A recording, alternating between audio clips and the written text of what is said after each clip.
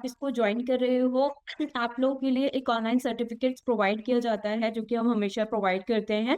उसके बाद इसके लिए आपको हमारी वेबसाइट, जो एसबीएल की वेबसाइट है, उस पर जाना है and you can write your register email ID and आपका जो सर्टिफिकेट होगा वो डाउनलोड हो जाएगा and you can download over there.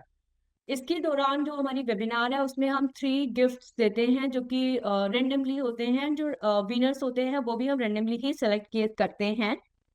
इसके लिए आपको ये करना है, जिन भी 3 लोगों का नाम लिया जाएगा वो प्लीज अपना ईमेल आईडी प्लस अपना जो कॉन्टेक्ट नंबर है वो question and answer chat box में लिख दें with your name, so that it will be easy for us to connect in the future, right. And अगर हम सोशल मीडिया की बात करें और अगर आप इस वेबिनार की रिकॉर्डिंग को देखना चाहते हैं तो आप एसबीएल का यूट्यूब चैनल फॉलो कर सकते हैं। इसके साथ ही हमारा लिंक्डइन चैनल है, सोशल मीडिया प्लेटफॉर्म है जैसे कि फेसबुक, ट्विटर और लिंक्डइन, आप इनको ज्वाइन कर सकते हैं। So now it's over to ma'am, you can start the presentation. Okay, a very good afternoon to everyone. So, please allow me to share my screen. I will be discussing a little bit about goodness of homeopathy in end of life care. So, by the term end of life care, we tend to think that it is the terminal stage or it is gross pathology. Yes, it is, but homeopathy is useful in other diseases as well where you require palliation. So, I will be touching both aspects like end of life care as well as the cases in which we do palliation. Not all cases are capable of being cured. सभी cases को हम ठीक नहीं कर सकते हैं क्योंकि pathology जहाँ बहुत ज़्यादा ग्रॉस हो जाती है, बहुत ज़्यादा बढ़ जाती है, वहाँ पर हम केस को सिर्फ एक सूदिंग इफेक्ट दे सकते हैं, पैलिएशन दे सकते हैं। तो उसी के बारे में मैं आज थोड़ा सा अपनी प्रेजेंटेशन में बताऊंगी। आप सभी जानते हैं जैसे होम्योपैथी एक ऑल्टरनेटिव सिस्टम ऑफ मेडिसिन है जो doctor Christian Frederick Samuel Hahnemann ने 1796 में दिया था and it is based on the principle similia similibus curentur, जिसका मतलब होता है let likes be cured by likes, जहाँ पे इसका मतलब है कि जो हम रेमेडी सिलेक्ट करते हैं वो नेचुरल डिजीजेस को क्योर करती है, पर इस दवा ने हेल्दी पीपल में उन्हीं सिम्टम्स को प्रोड्यूस भी किया होता है। हम एक ऐसी दवा देते हैं जो कि कुछ सिम्टम्स प्रोड्यूस करती है हेल्दी पर्सन में, और जब वही सिम्टम्स किसी डिजीज पर्सन में हमको मिलते हैं और वो हम दवा को दे देते हैं तो पेशेंट ठीक हो जाता है।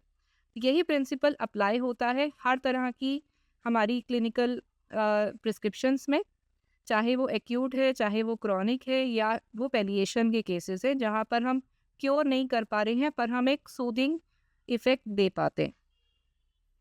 होम्योपैथी एक ऐसा सिस्टम है जो कि होलिस्टिकली काम करता है, physical, mental and social aspects of anyone. Homeopathic medicine help to fight against diseases by assisting body's natural ability. हमारी जो दवाएं हैं वो बॉडी के अपनी नेचुरल एबिलिटी को हेल्प करती हैं, पावरफुल बनाती हैं, ताकि हमारे जो डिजीज़ के सिम्टम्स हैं वो ठीक हो जाते हैं। मतलब हमारी ही बॉडी की जो नेचुरल वाइटलिटी है उसको असिस्ट करती हैं हमारी दवाएं, ताकि हमारी जो वाइटल फोर्स है, हमारी जो अपनी अंदर की स्ट्रेंथ है, वो खुद से फाइट बैक करती है और डिजीज़ के सिम्टम्स को ठीक करती है, सप्रेशन नहीं करती है और क्योर करती है। लेकिन सभी केसेस में क्योर पॉसिबल नहीं होता है, जिसके बारे में मैं हाईलाइट करूँगी। हमारी पैथी हमेशा इंडिविजुअलिस्टिक और होलिस्टिक वे में सिक इंडिविजुअल्स पे काम करती है। हम पेशेंट को ठीक करते हैं, हर पेशेंट को अलग दवाएं हम जैसे अगर कोई केसेस हैं, मान लीजिए कोई कोल्ड कफ भी है तो 5 पेशेंट्स हैं तो हो सकता है कि सभी को अलग अलग दवाई जाए, क्योंकि हम सिम्टम्स पे जाते हैं, हर पेशेंट को ट्रीट करते हैं, ना कि हम किसी बीमारी के नाम से हम दवा देते हैं। We treat the patient who is suffering from a particular disease and do not treat in the name of the disease as a whole. अब किसी भी डिजीज में आप देखते हो तो कोई भी डिजीज एक मॉर्बिड प्रोसेस है। मॉर्बिड प्रोसेस डिजीज फंक्शनिंग है, ठीक है। अब एक डिजीज जब होती है तो वो उसके अंदर स्ट्रक्चरल चेंजेस भी आ सकते हैं, फंक्शनल चेंजेस भी आ सकते हैं। फंक्शनल चेंजेस मतलब शुरुआती सिम्टम्स, जैसे एक जब हम बीमार होते हैं तो कुछ सिम्टम्स जो प्रेजेंट होते हैं बिगनिंग में, वो फंक्शनल सिम्टम्स है। लेकिन अगर हम उनको नहीं ठीक उसी टाइम पे अगर कोई पेशेंट इलाज नहीं लेता तो फिर बीमारी बढ़ जाती है और स्ट्रक्चरल चेंजेस आ जाते हैं। मतलब कोई ना कोई ऑर्गन्स पे किसी ना किसी हमारे वाइटल पार्ट्स पे डिजीज प्रोग्रेस कर जाती है और स्ट्रक्चरल चेंजेस आ जाते हैं। अब डिजीज इन स्टेजेस पर रिवर्सिबल भी हो सकती है और इरिवर्सिबल भी हो सकती है। तो हम जब देखते हैं तो जब इरिवर्सिबल हो जाते हैं तो ये एंड रिजल्ट आ जाता है हमारी वाइटल प्रोसेस का। और जब स्ट्रक्चरल लेवल पर डिजीज आ जाती है तो इसको पूरी तरीके से ठीक करना ज़रा कठिन हो जाता है। पूरी तरह से हम कभी कभी उसको रिस्टोर नहीं भी कर सकते और इसे हम बोलते हैं कि this is an obstacle to restoration of the abnormal vital process. We are not able to restore it to the normal functioning if the disease has progressed to irreversible levels. जितना ज़्यादा पैथोलॉजिकल चेंज आता है, जितना ज़्यादा severe degree का आता है, irreversible होता है, उतना ही चांस ऑफ रिकवरी लेस हो जाता है। इसीलिए पैथोलॉजिकल स्टेट होता है जो पेशेंट का, वो रिकवरी में एक ऑब्स्टेकल की तरह रोल प्ले करता है। और इसीलिए हमको इस चीज़ का नॉलेज होना चाहिए एज अ डॉक्टर। जो लोग डॉक्टर्स जिन्होंने ज्वाइन किया है तो हमें एज अ डॉक्टर नॉलेज होना चाहिए कि डिजीज़ कौन सी स्टेज पर है। इज इट फंक्शनल और it has gone to gross pathological level. So this is essential ताकि हम अपना ट्रीटमेंट और मेडिसिन उस हिसाब से प्लान कर सकते हैं। एज अ फिजिशियन हमारे 3 मिशन होते हैं। जहाँ क्योर हो सकता है वहाँ पर cure, to cure in curable cases, to palliate in incurable cases, जहाँ पर क्योर पॉसिबल नहीं है, ग्रॉस पैथोलॉजी आ गई, वहाँ हम सिर्फ पैलिएट कर सकते हैं, सिर्फ एक सूदिंग इफेक्ट दे सकते हैं। और तीसरा प्रिवेंशन का रोल होता है, टू प्रिजर्व हेल्थ, बीमारी के होने से पहले उसकी रोकथाम करना, that is to preserve health as a preserver of health. जहाँ पर पैथोलॉजी बहुत ज़्यादा एडवांस्ड हो गई, इरिवर्सिबल हो गई, हमारी दवाएं सिर्फ एक सूदिंग इफेक्ट दे सकती हैं, जो कि बहुत ज़रूरी होता है टू प्रिवेंट एनी प्रॉब्लम्स और सफरिंग्स ऑफ द पेशेंट। ठीक तो नहीं हो सकता लेकिन पेशेंट की लाइफ को हम प्रोलॉन्ग कर सकते हैं, एक सूदिंग इफेक्ट दे सकते हैं। Now what is palliative care? अब ये जो मैं सारी आपको जो मैंने अभी इंट्रोडक्शन बताया है, this all comes under a branch called palliative care. आप कभी अगर सर्च करेंगे, this is a separate branch जहाँ पर पैलिएशन के बारे में बहुत ज़्यादा चीज़ें बताई जाती हैं और उसका हमारी होम्योपैथी से क्या रिलेशन है वो मैं बताऊंगी। नाउ पैलिएशन का मतलब होता है, ये शब्द जो आया है लैटिन भाषा का है, it has origin from Latin word pallium which means cloak, meaning to conceal, छिपा हुआ, जो कवर हुआ है, जो दिख नहीं रहा, या जो जिसको हम सिर्फ एक सूदिंग और रिलीविंग इफेक्ट दे सकते हैं पर वो उसको हम प्रॉपरली क्योर नहीं कर सकते। Palliation means to relieve, to ease, easy करना, ठीक नहीं हो सकता बट प्रॉब्लम्स को आसान करना। Palliation is defined as temporary relieving of the symptoms in order to ease the distressed state of the patient. Patient को आराम देना, रिलीफ देना, टेम्पररी चाहे हो लेकिन उसको आराम देना, क्योंकि उसकी डिजीज एक ग्रॉस पैथोलॉजिकल लेवल पर है तो क्योर पॉसिबल नहीं होगा। Palliation is a form of medical care that concentrates on reducing the severity of disease symptoms or slowing the disease progress rather than providing a cure. तो यहाँ पर हमारा जो ट्रीटमेंट होता है वो डिजीज की सिवियरिटी को कम करता है और डिजीज की फर्दर प्रोग्रेस को स्लो डाउन करता है या रोकने की कोशिश करता है, ताकि क्योर पॉसिबल नहीं है तो पेशेंट को हम सूद कर सकते हैं। अब ये डॉक्टर्स को जानना यहाँ पे ज़रूरी है कि रिपीटेड पैलिएशन हमें नहीं करना चाहिए। अगर आपको ये इस बात की हमें समझ होनी चाहिए कि कहाँ पर हम बार बार सिर्फ पैलिएशन कर रहे हैं। repeated palliation leads to suppression. So palliation is a medical evil in homeopathic philosophy and we must ensure whether the disease is curable or not. पहले हमको ये समझना है कि डिजीज अगर क्योरेबल है तो हमारा ट्रीटमेंट पैलिएशन नहीं होना चाहिए। हमें ये समझना है जहाँ पर डिजीज इनक्योरेबल है वहीं पर हम पैलिएशन करें, क्योंकि अगर हम क्योरेबल डिजीजेस में पैलिएशन करेंगे तो सप्रेशन हो जाएगा, जो कि और ज़्यादा मुश्किल हो जाएगा। So we must avoid this suppression in clinical practice, and we must not suppress the symptoms which will block the cure.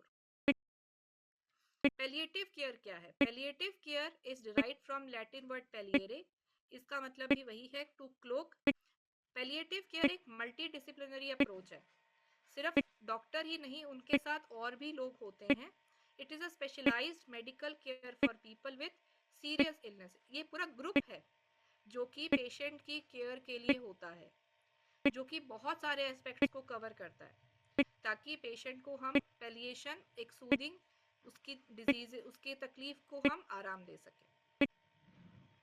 Palliative care का गोल होता है फर्दर सफरिंग को रोकना और पेशेंट की क्वालिटी ऑफ लाइफ को इम्प्रूव करना. जो पेशेंट बहुत ज़्यादा बीमार होते हैं उनका सिर्फ फिजिकल एस्पेक्ट नहीं होता, उनका इमोशनल एस्पेक्ट भी होता है, उनका सोशल एस्पेक्ट भी होता है, उनकी क्वालिटी ऑफ लाइफ खराब हो जाती है. तो उन चीज़ों को, सब चीज़ों को कवर करता है ये पैलिएटिव केयर का ब्रांच. इसीलिए इसमें डॉक्टर के अलावा there is a whole group of people who are involved who help to improve the quality of life. और palliative care provide करता है relief from symptoms, physical stress and mental stress in the serious illnesses. Palliative care एक broad range of issues को address करता है, जहाँ पर हम physical, psychological, social, spiritual और intellectual aspects को cover करते हैं. So the disease is not only physical but covering so many aspects. So there are people who are involved in palliative care apart from the doctor also. Physical symptoms को relieve कैसे करते हैं? जैसे जो भी terminal stages के जो बहुत ज़्यादा जो एक बीमार हैं लोग, उनको हम फिजिकल सिम्टम्स में रिलीफ देते हैं, जैसे pain, fatigue, loss of appetite, nausea, vomiting. ये कॉमन सिम्टम्स हैं जो हमें टर्मिनल स्टेजेस में मिलते हैं. तो इनके लिए हम मेडिसिन देते हैं, न्यूट्रिशन थेरेपी देते हैं, physical therapy, breathing techniques, relaxation techniques, ये सारे फिजिकल एस्पेक्ट्स. फिर इतना जो पर्सन बीमार होगा उसके इमोशनल एस्पेक्ट्स भी होते हैं, जैसे उसकी एंग्जाइटीज, उसकी सैडनेस, उसकी होपलेसनेस, उसकी जो जीने की इच्छा कहीं ना कहीं कम हो जाती है, जो सुसाइडल आइडिएशन आ जाता है कि मैं क्यों जी रहा हूँ, इस तरह की. तो इन चीज़ों को भी कोप अप करना बहुत ज़रूरी होता है. तो ये आता है इसके साथ, फिजिकल के साथ साइकोलॉजिकल. और इसके लिए काउंसलर्स होते हैं, सपोर्ट ग्रुप्स होते हैं, दे होल्ड फैमिली मीटिंग्स, आप उनके फैमिली मेंबर से मिलते हैं, रेफरल्स करते हैं. So these are required. Spiritual aspects में आप देखोगे कि understanding and respecting patient's faith and belief, बहुत सारे रिलीजियस बिलीफ्स भी होते हैं जिनको हमको एड्रेस करना होता है. ठीक है, पेशेंट के बहुत सारे फेथ्स होते हैं, बहुत सारे बिलीव्स होते हैं. तो स्पिरिचुअल मीन्स को भी जब हम इनकॉर्पोरेट करते हैं तो पेशेंट को इजीली कोप करने में हेल्प करते हैं. So an expert in palliative care can help the people to explore their beliefs. Then social aspects भी होते हैं, जो फैमिली मेंबर्स होते हैं उनके लिए भी, क्योंकि अगर कोई पर्सन है फैमिली में जो बहुत ज़्यादा बीमार है, so there are family members also who are suffering along with the patient. So health of the spouse, then children, family, especially the children, to help them understand the situation. फिर domestic problems, अगर कोई earning person है और वो बीमार हो गया है तो फाइनेंशियल एस्पेक्ट्स भी होते हैं. देन लीगल एंगल्स भी होते हैं, अगर कोई विल्स बनानी है. So those things come under the social aspects of palliative care. Cultural backgrounds भी होते हैं कि किस तरह से डिसीजंस लेने हैं फ्यूचर के लिए. So these some cultural value on the community while others encourage individual independence. So these are cultural aspect जो हेल्प करता है फैमिली को डिसीजंस लेने के लिए. पैलिएटिव केयर एक सपोर्ट सिस्टम है जो इंडिविजुअल को एज अ होल सपोर्ट करता है एंड उसको रिहैबिलिटेट भी करता है, सस्टेन भी करता है उसकी फैमिली में. With palliation, we can allow the patient to live with dignity and permit him to die with dignity. सिर्फ जीना ही नहीं, मरना भी डिग्निटी के साथ होना चाहिए. और इसी अप्रोच पे काम करता है ये palliative care. Because death is not in our hands, it is a natural part of our existence. So ये goals होते हैं कुछ पैलिएटिव केयर के promoting quality of life, treating the person, supporting the family, these. So the task of medicine is to cure even when it cannot cure. हम जहाँ पर cure नहीं कर सकते फिर भी हम हमारी मेडिसिन का एक रोल होता है कि हम केयर करें हर तरीके से, not just the medicine part but the other aspects also. Palliation का मतलब होता है to reduce the violence of disease and to ease the symptoms without curing the underlying disease. Disease ठीक नहीं हो सकती but definitely उसकी suffering कम की जा सकती है.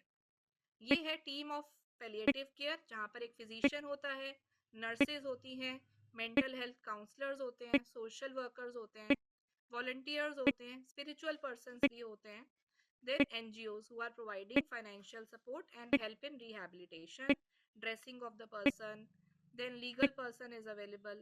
So this is entire team which works behind. Palliative care सिर्फ बीमारी एक बीमार पर्सन के ऊपर नहीं होता है, उसके प्रिवेंशन से लेकर के उसकी डेथ के बाद के कॉन्सिक्वेंसेस जो उसकी फैमिली सफर कर रही है वहां तक भी एक्सटेंड करता है. Supporting the family also if the person is eight the end of life. तो पैलिएटिव केयर पूरा क्यूरेटिव और पैलिएशन दोनों को कवर करता है. Health before the diagnosis and it also continues after the death of the patient. ये पूरा palliative care का रोल होता है. Now there are so many diseases which need palliative care. ऐसी कौन सी बीमारियां हैं, ये मैंने पूरी लिस्ट बनाई है, इनके अलावा और भी हो सकती हैं. ये ज़्यादातर क्रॉनिक डिजीजेज होती हैं, हार्ट डिजीजेस होती हैं, किडनी की डिजीजेस होती हैं, कोमा, देन कैंसर्स. इन सब चीज़ों में पैलिएटिव केयर या पैलिएशन हम करते हैं, अपनी दवाओं से भी हम करते हैं, जहाँ होम्योपैथी का रोल है. फिर रिमेटाइड आर्थराइटिस जैसे cases, Parkinson's disease, Alzheimer disease, liver diseases, then congenital diseases में भी देते हैं पैलिएशन. सो ये सब तरह की बीमारियां इस तरह की हैं जहाँ पर हम पैलिएशन देते हैं, जो ठीक नहीं हो सकती बट पैलिएशन से हम उनको सूद कर सकते हैं. अब हम होम्योपैथी पे आते हैं, कहाँ पर हमारा रोल है. होम्योपैथी का बहुत अच्छा रोल है पैलिएटिव में, एंड इसके कोई लॉन्ग टर्म साइड इफेक्ट्स नहीं होते हैं होम्योपैथिक दवाओं के, तो ये बहुत सेफली यूज की जाती हैं, स्पेशली फॉर पेन रिलीफ. अगर हम इसमें भी हम सिंगल रेमेडी देते हैं पोटेंटाइज्ड फॉर्म में, जो कि हम सिमिलिया के लॉ के बेसिस पर ही अप्लाई करते हैं, चाहे केस क्योरेबल है या केस इनक्योरेबल है, सिमिलिया का लॉ ही अप्लाई करता है सब जगह पर. सिम्टम्स पे ही देना है हमको दवा. हम कौन कौन से सिम्टम्स ऑब्जर्व करते हैं? Physical symptom, mental symptom, peculiar symptom. अब जो the law of similia which is applicable for curable cases is also applicable for palliation of incurable cases. हम हमेशा टोटलिटी पे देते हैं अपनी दवाओं को, और यही एक बेस्ट ट्रीटमेंट होता है जिसके अपने डीप एक्टिंग इफेक्ट्स होते हैं, और ये हेल्प करता है लाइफ की प्रोलॉन्गेशन करने में और पेशेंट की वेलबींग करने में, even if the prognosis is not very good. Still, this law is used and we give the medicines as per similia. अब अगर कोई पर्सन बहुत ज़्यादा बीमार है तो ऐसा ज़रूरी नहीं है कि उसको सिर्फ दवाओं पर रखें और सिर्फ ड्रगिंग ही करी जाए. हम अगर साथ में होम्योपैथिक रेमेडीज देते हैं तो सिम्टम्स को ईजी कर सकते हैं, और बहुत सारा जो बैड इफेक्ट है एलोपैथिक मेडिसिन का उनको भी हम कम कर सकते हैं, जिससे हम पेशेंट की लाइफ को प्रोलॉन्ग कर सकते हैं, उसकी क्वालिटी ऑफ लाइफ को इम्प्रूव कर सकते हैं, ताकि वो अपने आखिरी दिनों में अपनी फैमिली के साथ बहुत अच्छे से रह सके. होम्योपैथी का बहुत अच्छा पॉजिटिव रोल है क्वालिटी ऑफ लाइफ इम्प्रूव करने में, स्पेशली इन क्रॉनिक डिजीजेस जैसे कैंसर, एड्स, टर्मिनली इल जो पेशेंट्स होते हैं, या ऐसी बीमारियां जिनमें वो बिल्कुल चल फिर नहीं पाते हैं, जैसे रूमेटॉइड आर्थराइटिस जो सीवियर डिग्री पर होता है. इस तरह की इलनेसेस में भी होम्योपैथी का पैलिएशन करने में बहुत अच्छा रोल है. Then homeopathic medicine can be a valuable treatment जहाँ पर रिलीफ और कंफर्ट चाहिए किसी भी डाइंग पेशेंट को. होम्योपैथी बहुत कंपैशनेट वे में काम करती है, so that patient can spend the final days in a meaningful manner among the loved ones. Then जहाँ पर समय कम है और सिम्टम्स हैं जिनको हमें रिलीफ देना है, वहाँ पर हम एक्यूट प्रिस्क्रिप्शंस भी करते हैं पैलिएटिव रेमेडीज की, जिनसे हम सूथ कर सकते हैं बहुत सारे सिम्टम्स को which are common at the end of life. Chronic diseases जो कि क्योरेबल होती हैं उनको हम पैलिएशन करते हैं, लेकिन अगर हम ये ध्यान रखना है हमें एज अ डॉक्टर कि हम इतना ज़्यादा पैलिएशन ना करते जाएं, इतना ज़्यादा भी हम दवाइयाँ ना दें जिससे सप्रेशन का स्टेज आ जाए या इनक्योरेबल हो जाए. ठीक है. देन चाहे एक्यूट है या क्रॉनिक, पैलिएशन बिना डिजीज को समझे नहीं करना. पहले आपको ये जानना जरूरी होता है, समझना जरूरी होता है कि डिजीज का क्या कंडीशन है. Without proper evaluation palliation is very very dangerous. अगर आप रॉन्गली परसीव करते हो डिजीज को और पैलिएटिव्स देते जाते हो, then you are again producing bad effects. Vital organs को हार्म करता है रिपीटेड पैलिएशन. सो हमें इवैल्यूएट करना है कि डिजीज में डिजीज का क्या स्टेट है. कोई भी एक्यूट इलनेस जो बार बार हो रही है उसको ज्यादा पैलिएशन नहीं करते जाना है. हमको उसको डीप एक्टिंग कॉन्स्टिट्यूशनल रेमेडी से ट्रीट करना है. इसके लिए हमें माइज्म की अंडरस्टैंडिंग होनी जरूरी होती है, फंडामेंटल माइज्म की. तो रिपीटेड पैलिएशन हमको एक्यूट केसेस जो रियकर करते रहते हैं उनमें हमको एक्यूट मेडिसिन देने के बाद हमको बाद में कॉन्स्टिट्यूशनल रेमेडी देनी है ताकि हम माइज्मेटिक लेवल पर ठीक कर सकें. So the law of similia is also applicable for incurable states, as I told. अब कहाँ पर ऐसा होता है, यहाँ पर डॉक्टर रॉबर्ट्स की एक किताब है हमारी फिलॉसफी की, जहाँ पर उन्होंने चार स्टेट्स बताई हैं जहाँ पर हम पैलिएशन करते हैं.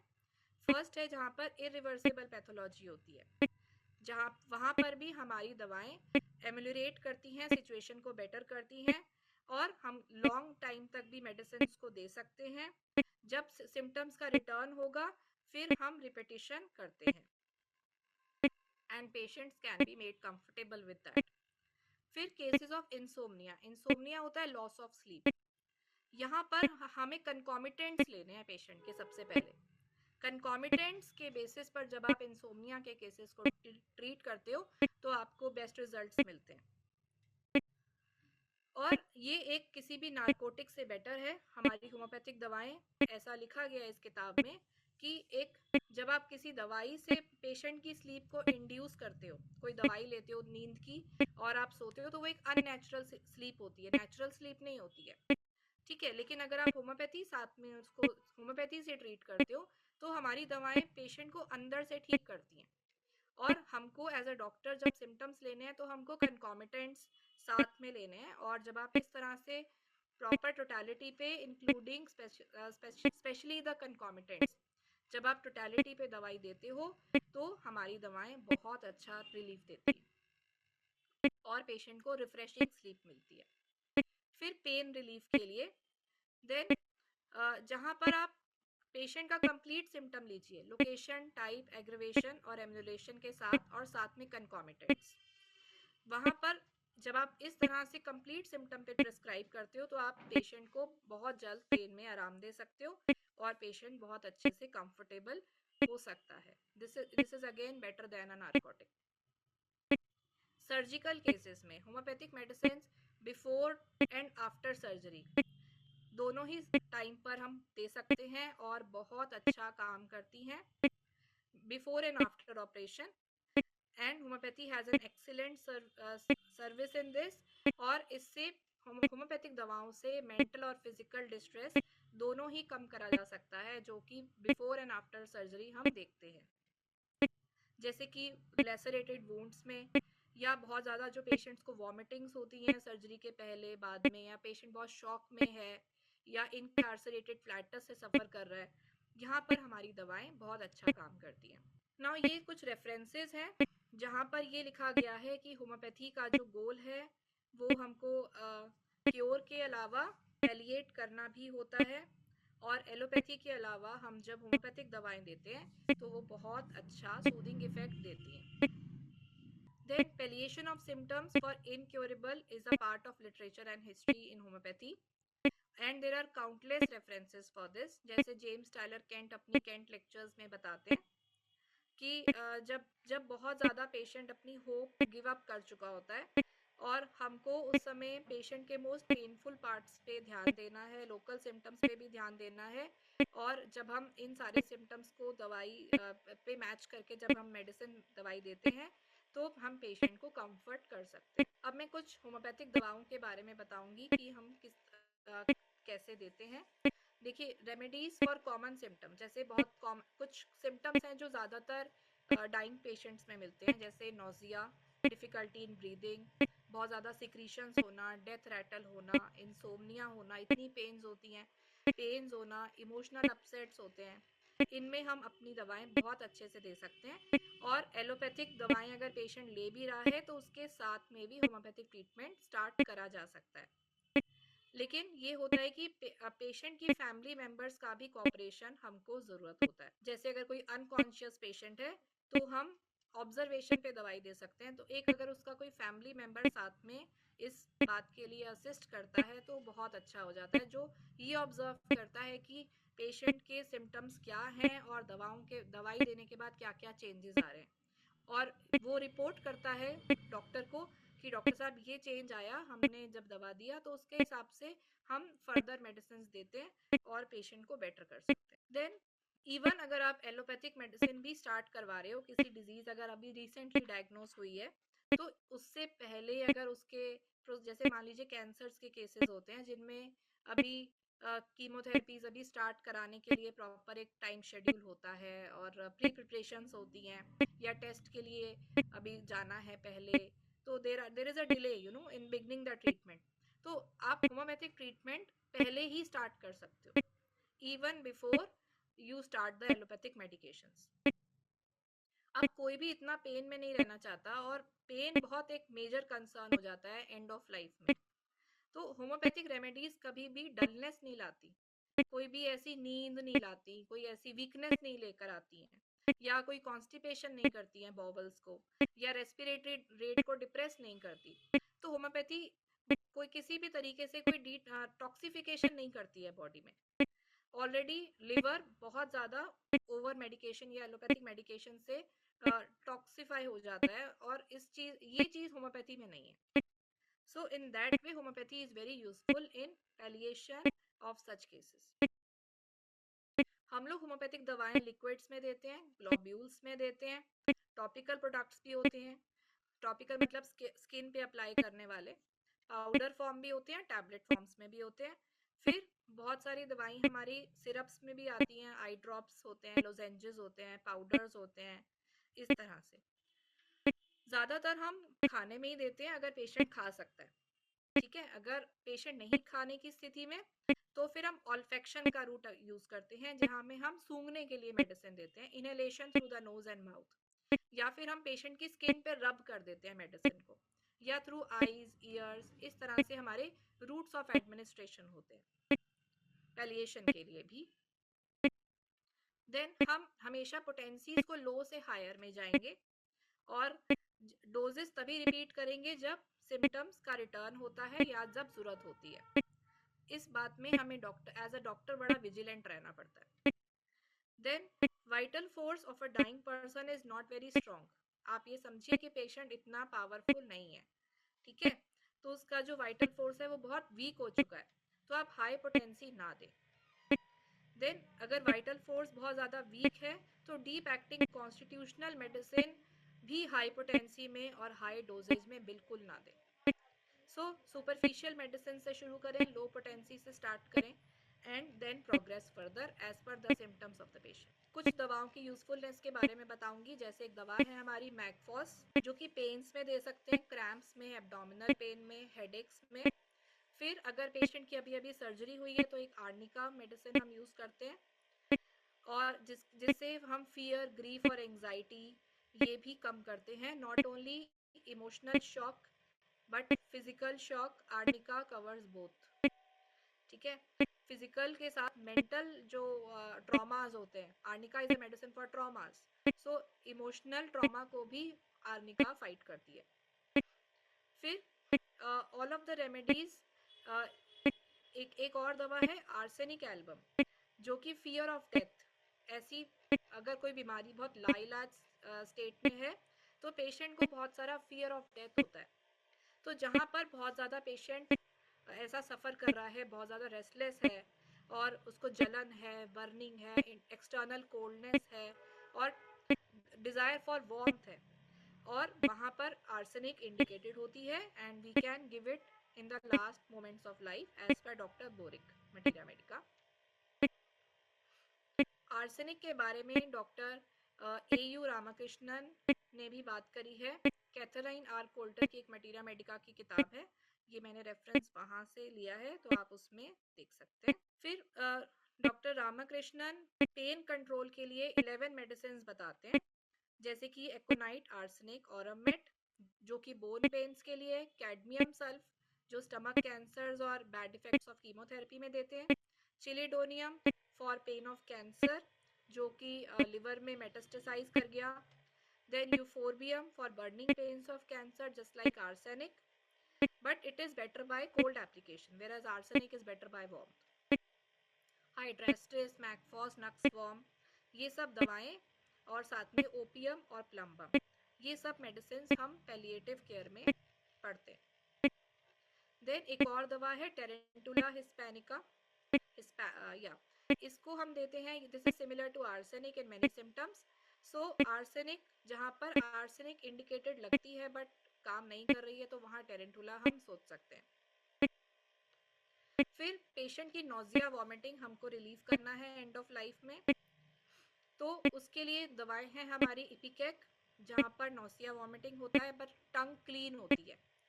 फिर एक और रेमेडी है नक्सवॉर्म, जहाँ पर टंग कोटेड होती है और टॉक्सिक लुकिंग होती है। चाइना वीकनेसेस के लिए देते हैं, जहाँ पर बहुत ज़्यादा लॉस ऑफ फ्लूइड हो चुका है। Calcarea carp is also given for sick people जिनमें बहुत ज़्यादा पसीना है, पर्सपायरेशन, डायफोरेसिस कहते हैं जिसको, जो कि वन, हाँ, जहाँ जहाँ पर आपको कोई शॉक में दिख रहा है पेशेंट या कोई मेडिकल इमरजेंसी में है और उसको बहुत ज़्यादा पर्सपायरेशन है, पसीना है, स्वेटिंग है, so this can be thought in such urgent cases calcarea carb. Then another remedy is carbo veg, ये कोलैप्स की रेमेडी है, it is for great weakness with bluish lips, icy cold skin and cool breath, हालांकि patient को ठंडी हवा चाहिए, draft of air. Then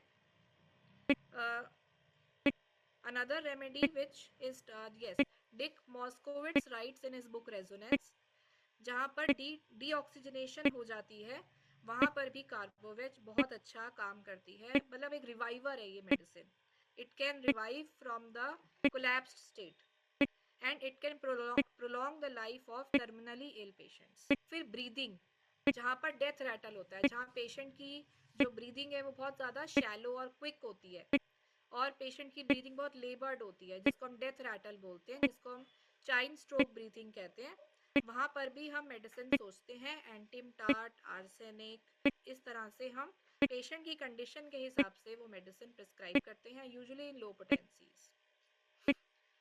जहाँ पर पेशेंट की ब्रीदिंग बहुत लेबर्ड है, वीजिंग है, एस्थमेटिक सिम्टम्स हैं, वहाँ पर हम आर्सेनिक सोचते हैं। जहाँ पर सिक्रीशंस नहीं निकल पा रहे, बहुत ज़्यादा बलगम छाती में है, सिक्रीशंस हैं जो निकल नहीं पा रहे हैं, वहाँ पर हम एंटीमटाट सोचते हैं। हमारी जॉब यहाँ पर ये होती है कि पेशेंट की इस डिफ़िकल्टी को दूर करना और पेशेंट से बहुत प्यार से, जेंटली, लविंगली बात करना और पेशेंट को रीएश्योर करना, पैनिक नहीं करना, पेशेंट को ये समझाना और उसको दिलासा देना, कंसोल करना कि एवरीथिंग विल बी बेटर, ठीक है, क्योंकि अगर हम ही पैनिक करेंगे तो पेशेंट तो और ज़्यादा पैनिक करेगा, और यही बात उनकी फैमिली मेम्बर्स को भी समझाना है। Then it is possible and beneficial to enhance the emotional balance who are going through these stresses and stages of grief surrounding death. So we need to be very, very हमको यहाँ पर बहुत सारी चीज़ों का ध्यान रखना है कि ना पेशेंट पैनिक करे, ना उसके आसपास रहने वाली उसकी फैमिली में ऐसा कोई फीलिंग हो। पॉजिटिविटी रखनी बहुत ज़रूरी होती है। देन एक्ोनाइट इज अनदर रेमेडी जो कि फियर्स में काम करती है, इस तरह के पैनिक स्टेट्स में काम करती है, एक्यूट फियर्स में काम करती है, जहाँ पर पेशेंट का एकदम माइंड और हार्ट एकदम घबराया हुआ है, जो रिलैक्स नहीं हो रहा है।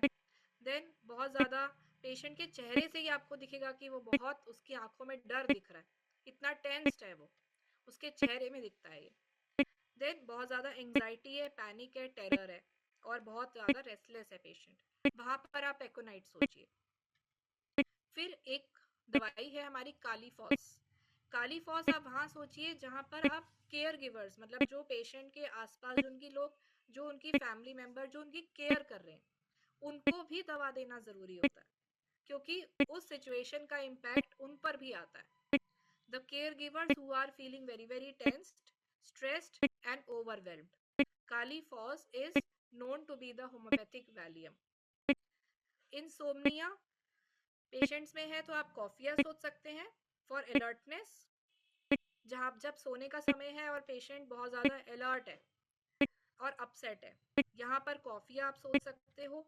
Then arsenic can help who can not sleep due to worry and fear, जिनको एकदम टेंशन, डर, चिंता की वजह से नींद नहीं आ रही और परेशान है।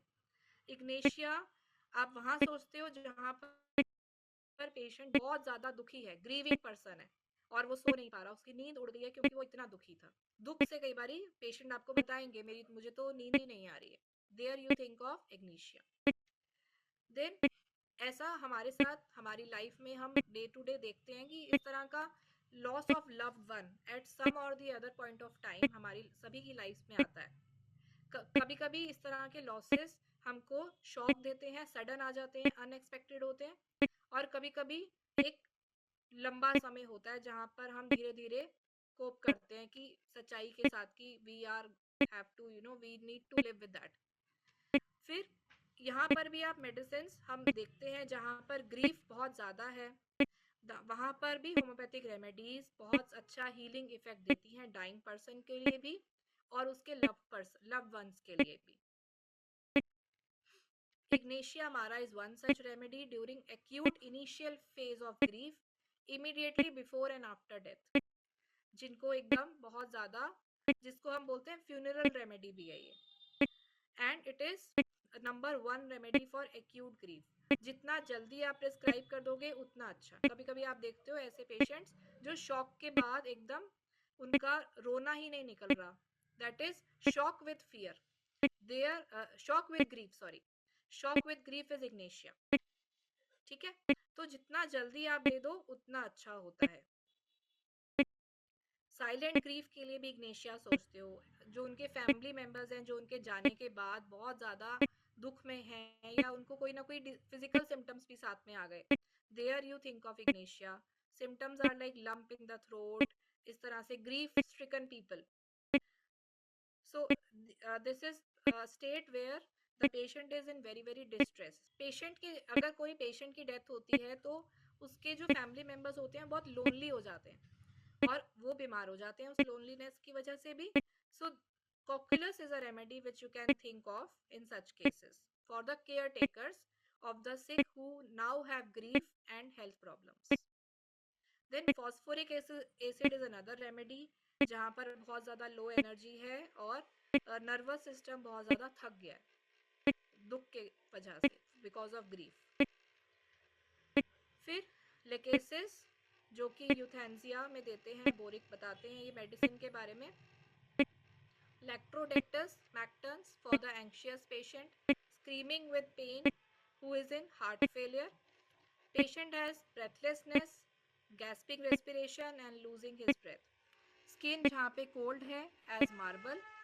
And another remedy is opium for the dying person who has complete loss of consciousness, who is not able to understand and appreciate his suffering। स्टूपोर की स्टेट बोलते हो जिसको आप। पेनलेसनेस होती है ओपियम में इन सभी के साथ, और चाइन स्ट्रोक रेस्पिरेशन में भी सोचते हैं हम ये दवा। देन टेरेंटुला, जो कि फाइनल स्टेज की एगनी को सूट डाउन करती है। जहाँ पे नर्वस सिस्टम बहुत ज़्यादा रेस्टलेस है, ब्रीदिंग डिफ़िकल्टी है, एंग्जाइटी है। ट्यूबरकुलाइनम हम हाइपोटेंसीज में देते हैं जब डेथ रैटल है, but this is to be prescribed with great knowledge and experience only. Then veratrum album, जहाँ पर कोलैप्स की स्टेट होती है, कोल्डनेस के साथ, ब्लूनेस के साथ, वीकनेस के साथ, और ठंडा पसीना होता है। Cold perspiration on forehead is characteristic for veratrum. To conclude, I would just say that homeopathy adopts a symptomatic treatment for the patients in holistic manner. Homeopathy से हम सिम्टम्स पे इलाज करते हैं, लेकिन होलिस्टिक मैनर में पेशेंट एज अ होल हम treat करते हैं। होम्योपैथी का बहुत अच्छा रोल है पैलिएशन के लिए, स्पेशली फॉर पेन मैनेजमेंट और कैंसर्स के केसेस में भी। होम्योपैथी साइड इफेक्ट्स नहीं करती है, जल्दी से नहीं करती है। We can prescribe it for long term basis also. And homeopathic medicine allopathic के साथ या ड्रग ट्रीट, हर डाइंग पर्सन के अपने अपने सिम्टम्स होते हैं, तो फैमिली और the family can keep the loved ones more comfortable and go through the stages of the dying process in more holistic and conscious manner using our remedies. Allopathy के साथ homeopathy जब हम start करते हैं तो आप definitely betterment देखते हो जो जल्दी जल्दी हो जाती है। एलोपैथी, सिर्फ एलोपैथी देना और दूसरा पेशेंट जो साथ में होम्योपैथी ले रहा है, आप डेफिनेटली उसमें आप डिफरेंस देखोगे। होम्योपैथी साथ में लेने से, अगर साथ में भी ले रहे हैं तो रिकवरी फास्टर होती है। देन हमें इसके लिए अब फैमिलीज को भी मोटिवेट करना होता है ताकि पेशेंट का ध्यान प्रॉपर रखा जा सके। और ट्रीटमेंट होम्योपैथी के साथ जब आप देते हो तो उसको कैसे इनकॉर्पोरेट करना है, कैसे देना है साथ में, और एलोपैथिक मेडिसिन को किस तरह से हम लेस एंड लेस कर सकते हैं, और हम किस तरह से डाइंग पर्सन को ज़्यादा से ज़्यादा रिलीफ दे सकते हैं, इस चीज़ पर पैलिएशन वर्क करता है।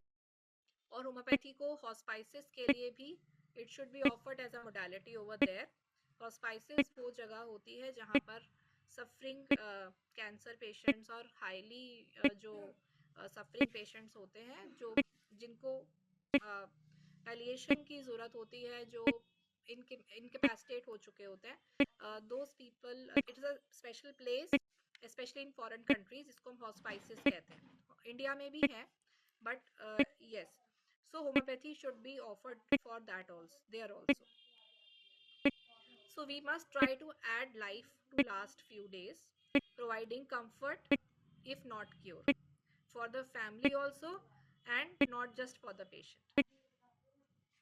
So with this, I would like to thank the team of SBL for giving me this opportunity to share with this with all share this topic with all of you today. Heartfelt thanks. Thank you, ma'am, for this informative presentation, and I'm sure जो हमारा आज का presentation हुआ है that will be very helpful for both the doctors and as well जो हमारी normal जो viewers हैं उनके लिए भी, क्योंकि कहीं ना कहीं उन लोगों को भी ये पता चलेगा कि कौन सी ऐसी stages, कौन से ऐसे symptoms हैं जहाँ पर हम एज अ पेलिएटिव जो ट्रीटमेंट है वो एज अ होम्योपैथी को भी यूज कर सकते हैं, और किस तरीके से हमारा जो फैमिली मेंबर है हम उसको इस स्टेज पर सपोर्ट कर सकते हैं जो कि पेनफुल नहीं होगा। एंड यस, एक जो आपने वेबिनार में बोला कि जो होम्योपैथी मेडिसिन के एलोपैथी मेडिसिन के साथ जो पेशेंट होम्योपैथी मेडिसिन भी ले रहे हैं, देयर इज अ डिफरेंस कि जो पेशेंट सिर्फ एक सिंगल मेडिकेशन पर चल रहा है, कहीं ना कहीं उसको अपना थकान वगैरह रहती है और बहुत सारे और भी जो सिम्टम्स है, डिस्कम्फर्ट्स हैं, उनको वो महसूस करता है। बट अगर वो साथ में होम्योपैथी ले रहा है एज अ सपोर्टिव, कहीं ना कहीं वो बहुत पॉजिटिव थिंकिंग प्रोसेस भी रहता है उस पेशेंट का। सो नाउ अब हम स्टार्ट करते हैं अपने क्वेश्चन एंड आंसर। सो अभी मैं स्टार्टिंग में क्वेश्चंस रीड कर रही थी, तो उसमें बहुत सारे ऐसे क्वेश्चंस थे जिसका रिप्लाई अभी तक जो वेबिनार एंड हुई है वहां तक लोगों को मिल गया है। सो स्टार्ट करते हैं कि इसमें लिखा है it is advisable to take a homeopathy medicine directly without mixing with water in this type of disease condition. Yes, you can, but mixing in water enhances the effect. अगर आप पानी में डाल के दवा को लेते हो उसका इफेक्ट ज़्यादा बेटर होता है, और क्योंकि आपको बहुत Yes. लो डोजेस में देना है और फ्रीक्वेंट रिपीट करना है, तो इसलिए वाटर डाइल्यूशंस में डाल करके और अपने हिसाब से स्पून स्पून चम्मच चम्मच करके भी हम उसको देते हैं।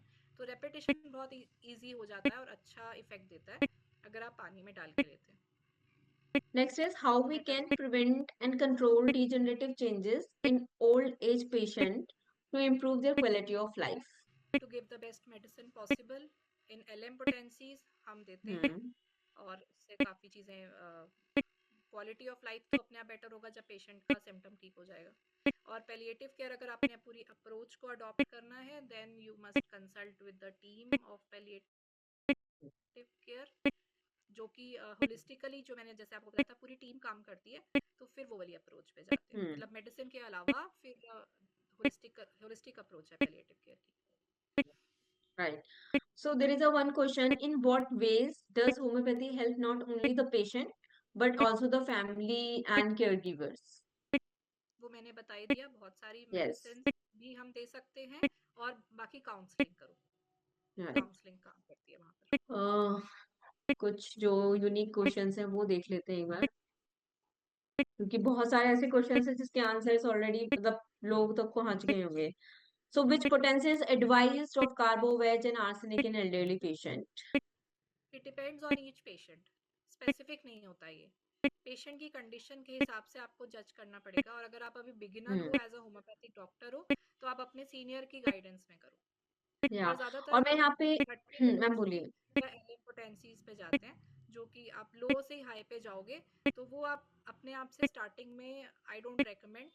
First learn under some guidance of a senior and then you can do it on your own later. हाँ, सो मैं यहाँ पे सभी को ये बोलना चाहूंगी कि हमने इस वेबिनार के टाइम पर इस ड्यूरिंग वेबिनार हमने काफी सारी मेडिसिन का डिस्कशन किया है. So this discussion was only for your information कि हमारी होम्योपैथी में ऐसी भी मेडिसिन हैं जो कि इन जो एंड स्टेज है लाइफ की उसमें किस तरीके से सपोर्ट करती हैं, किस तरीके से हमारी जो बुक्स हैं उनमें उसकी इंडिकेशन दी गई है. सो आप इसको अपना बेस नहीं बनाएंगे. अगर आपको मेडिसिन चाहिए please consult your nearest homeopathic physician. Yes, right. Definitely. या एक क्वेश्चन है: can arnica be continued long term in terminal patients for pain and exhaustion और should it be used only intermittently? अगर आप सेंटिसिमल में दे रहे हो तो आप पेशेंट की कंडीशन को हर हफ्ते असेस करते रहो, क्योंकि कहीं ओवरडोजिंग होगी तो आपको इमीडिएटली स्टॉप भी करनी पड़ेगी। या ज़्यादातर एलएम में देते हो तो सेफ रहता है। Can we prescribe more than one medicine for palliative care? I don't recommend and I don't prescribe more than one. It depends on the I think situation of the patient and also your prescription pattern. Yes, it varies uh, massively. what role does homeopathy play in reducing dependency on a high dose sedative in allergists in terminal patients? It can prevent the bad effects caused by those. बाकी आप And symptoms की indication पे अपनी remedy दो तो काम hmm, करती है। which symptoms at the end of life respond best to homeopathic medicines? Pain, anxiety, dyspnea, or restlessness? All all respond. You if you give on correct totality, correctly Yeah, you assess the symptoms and and prescribe. also the observation. Yes, yes, yes, definitely. Um, how do you decide between supportive remedies and individualized prescription in end of life homeopathic care? Same questions. Supportive remedy क्या होता है exactly exactly? अगर आप indicated ही दे रहे हो तो आप single remedy से कवर करके Yes. दो टोटलिटी पे। सपोर्टिव तो आप ज़्यादा से ज़्यादा कोई जैसे अगर आप मेडिसिन दे रहे हो सल्फर और अगर पेशेंट को बहुत ज़्यादा स्किन का है मान लीजिए या बहुत ज़्यादा है किसी को बहुत प्रॉब्लमेटिक हो रहा है उसको, तो आप जो मेडिसिन आप इंटरनली खाने में दे रहे हो ना उसी को आप अप्लाई करने के लिए दे सकते हो। बाकी करना नहीं चाहिए ऐसा, क्योंकि अगर आप अप्लाई करने के लिए देते हो तो सिम्टम वैनिश हो जाता है। आपके आप देख नहीं पाते हो कि वो अंदर से कितना ठीक हुआ और ऊपर से वैनिश हो गया। तो आप इसके लिए ऑर्गेनॉन की किताब पढ़ो, उसके अंदर सब एक्सटर्नल एप्लीकेशंस के बारे में जो हैनेमन ने लिखा है उसके हिसाब से दो। Supportive remedy is all about you can give physiotherapy, you can prescribe for counselling sessions, ये सपोर्टिव चीज़ें आप दे सकते हो।